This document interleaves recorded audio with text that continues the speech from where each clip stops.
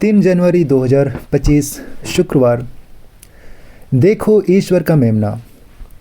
पहला पाठ यूहन्ना का पहला पत्र अध्याय 2 पद संख्या 29 और अध्याय 3 पद संख्या 6। यदि तुम जानते हो कि वह निष्पाप हैं, तो यह भी समझ लो कि जो धर्माचरण करता है वह ईश्वर की संतान है। पिता ने हमें कितना प्यार किया है, हम ईश्वर की संतान कहलाते हैं और हम वास्तव में वही हैं। संसार हमें नहीं पहचानता क्योंकि उसने ईश्वर को नहीं पहचाना। प्यारे भाइयों, अब हम ईश्वर की संतान हैं, किंतु यह अभी तक प्रकट नहीं हुआ है कि हम क्या बनेंगे। हम इतना ही जानते हैं कि जब ईश्वर का पुत्र प्रकट होगा तो हम उसके सदृश बन जाएंगे, क्योंकि हम उसे वैसा ही देखेंगे जैसा कि वह वास्तव में है। जो उससे ऐसी आशा करता है उसे वैसा ही शुद्ध बनना चाहिए जैसा कि वह शुद्ध है। जो पाप करता है वह ईश्वर की आज्ञा का भंग करता है, क्योंकि पाप तो आज्ञा का उल्लंघन है। तुम जानते हो कि मसीह पाप हरने के लिए प्रकट हुए। उनमें कोई पाप नहीं है। जो उनमें निवास करता है वह पाप नहीं करता। जो पाप करता है उसने उन्हें नहीं देखा और वह उन्हें नहीं जानता। यह प्रभु की वाणी है। ईश्वर को धन्यवाद। संत यूहन्ना के अनुसार आज का पवित्र सुसमाचार अध्याय 1 पद संख्या 29 से 34।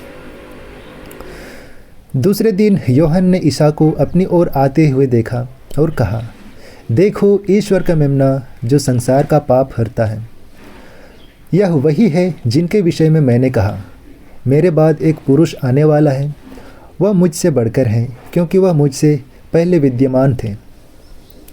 मैं भी उन्हें नहीं जानता था, परंतु मैं इसलिए जल से बपतिस्मा देने आया हूँ कि वह इस्राएल पर प्रकट हो जाए।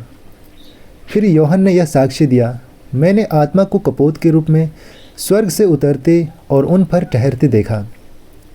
मैं भी उन्हें नहीं जानता था, परंतु जिसने मुझे जल से बपतिस्मा देने भेजा उसने मुझसे यह कहा, तुम जिन पर आत्मा को उतरते और ठहरते देखोगे वही पवित्र आत्मा से बपतिस्मा देते हैं। मैंने देखा और साक्ष्य दिया कि यह ईश्वर के पुत्र हैं। यह हमारे प्रभु यीशु ख्रिस्त का सुसमाचार है। ख्रिस्त की जय। तो चलिए आज के दोनों पाठों पर हम मनन चिंतन करेंगे और इसे हम सुनेंगे फादर पॉल राज, भोपाल महाधर्म प्रांत। और वो बताते हैं, यूहन्ना बपतिस्ता यीशु के बारे में बात करना जारी रखता है और उसे ईश्वर का मेमना बताता है जो दुनिया के पापों को दूर करता है। यूहन्ना जो पानी से बपतिस्मा देता है, इस बात पर जोर देता है कि यीशु पवित्र आत्मा से बपतिस्मा देगा। यूहन्ना यह भी पुष्टि करता है कि ईश्वर का आत्मा यीशु पर निवास करता है और वह गवाही देता है कि पिता ने यीशु को अपने प्रिय पुत्र के रूप में प्रकट किया है।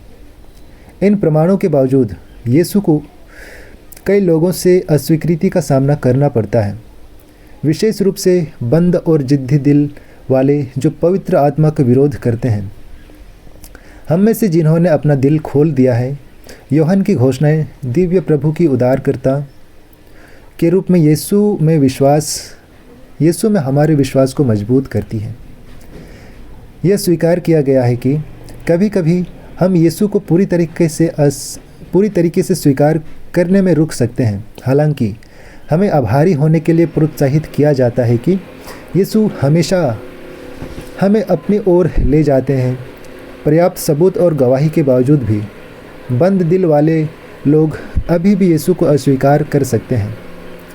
पवित्र आत्मा के मार्गदर्शन के प्रति ग्रहणशील होने के महत्व पर जोर देते हुए जिद्दी दिलों और विश्वास के लिए खुले लोगों के बीच विरोधाभास खींचा गया है।